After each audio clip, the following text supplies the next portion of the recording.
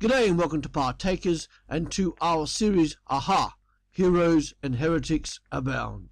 Together we are looking at the story of the Church, from its very origins through to the Age of Reasoning in the 18th century.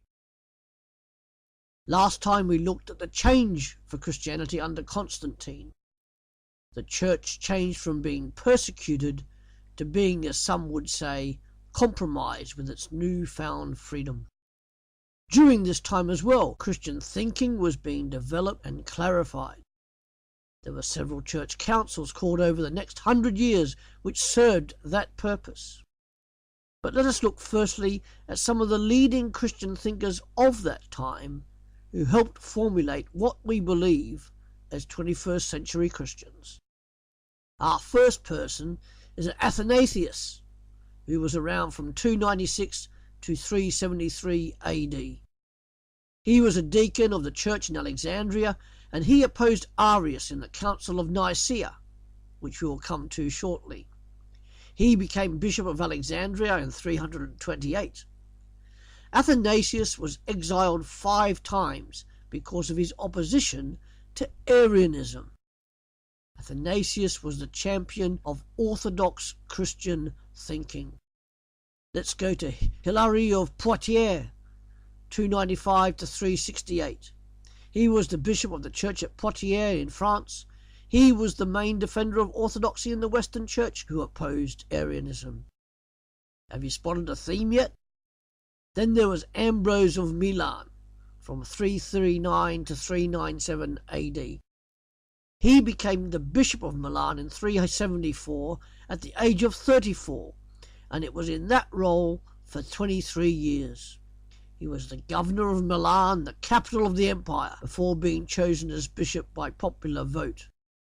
Ambrose was unbaptized, untrained, and initially resisted being the people's choice. However, he soon gave in and became the bishop. Ambrose was noted for his courage and his unbending character, completing the overthrow of Arianism in the Western Church. And then we have perhaps the greatest theologian and thinker in the history of the Church, Augustine. Aurelius Augustine, 354 to 430. He was born of a pagan father and a devout Christian mother in Africa. He was converted to Christianity at the age of 32, and he became the Bishop of Hippo in 393. As I said, he is certainly one of the greatest theologians and thinkers in the history of the Church. Most of mainstream Christianity today draws upon his teachings and thoughts. Augustine was the first to clearly explain and express the doctrine of God's grace. That is, that salvation was a gift of God and could not be earned by anybody. Augustine taught that there was no salvation outside of the Church. Very radical for its time. However, he did promote a belief in purgatory and the use of relics, which much of the evangelical church today would consider to be in contrast to biblical Christian teaching. Oh, and now we have John the Golden Mouth. John Chrysostom, 347 to 407. As you can tell by his nickname, he was a great orator, teacher, and preacher.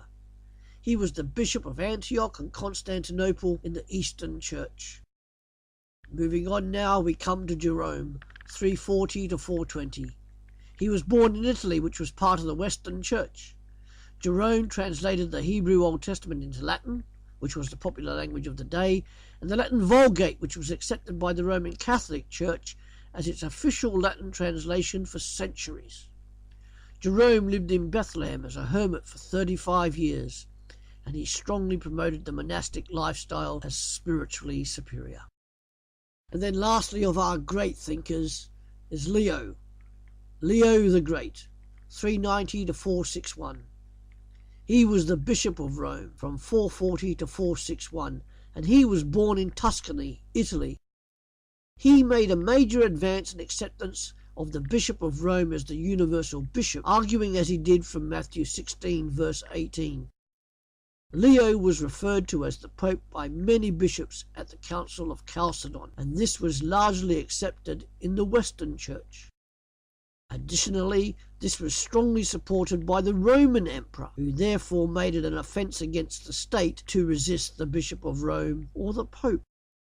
As we can see by these people, Christian doctrine and thinking is continually developing.